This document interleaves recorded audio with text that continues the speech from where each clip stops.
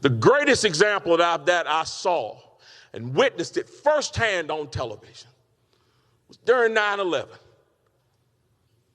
People running away from those burning buildings, running away in horror. We saw policemen and firemen running to those buildings, basically running to their deaths to go help others because they saw trouble and they knew that they were needed.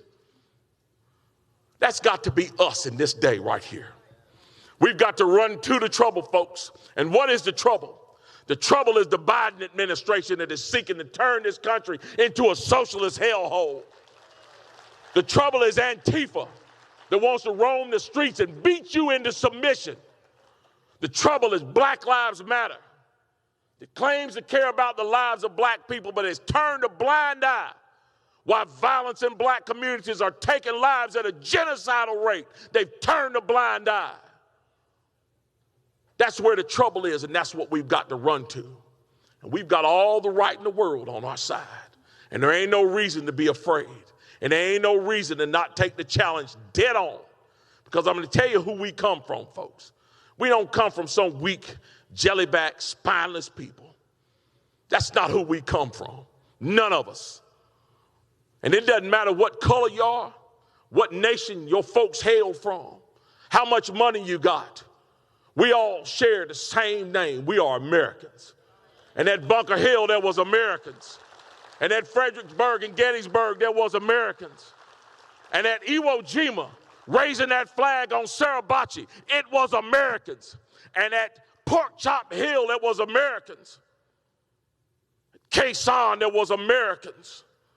And on 9/11, there was Americans who ran towards those burning buildings. That is who you share your heritage with. You do not share your heritage with a weak and ineffective people who cower at the sight of trouble. You share your heritage with a strong and brave people who are determined to hold on to their freedom and for the freedom of future generations. Guys, it's time for us to stand up and be that generation. It's time for us to stand strong and proud and remember who we are, that we are Christians, that we are Americans, that we are Republicans, and that we are conservatives. And as long as we stand as the vanguard of freedom in this nation, freedom will survive here. And not only survive, it will thrive. So guys, it's time to put on our packs.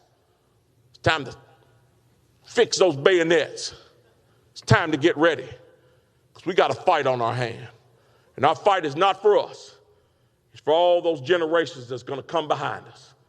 Let's save America, folks, because if there's to be freedom in this nation in the future, it is only going to become at the behest of the Republican Party, the grand old party, the party of freedom and equality, the one that always has been and the one that always will be. God bless you all. Thank you very much.